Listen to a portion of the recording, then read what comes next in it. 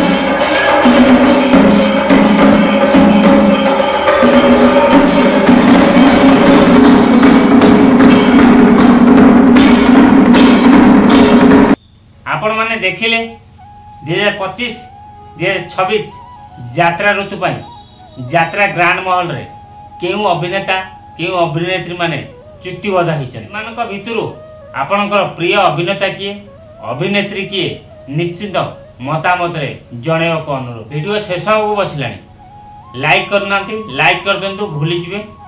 जदि नुआ करी वीडियो देखचंदी चैनल को सब्सक्राइब करी रखंतु।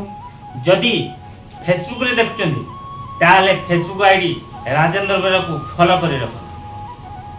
सब बेले कहिची राजेंद्र बेरा फेसबुक आईडी रॉक एशन यूट्यूब चैनल रे सब बेले यात्रा नुआ नुआ फ्रेश खबर पाई परी। भलो कमेंट दउचंदी जय जगन्नाथ।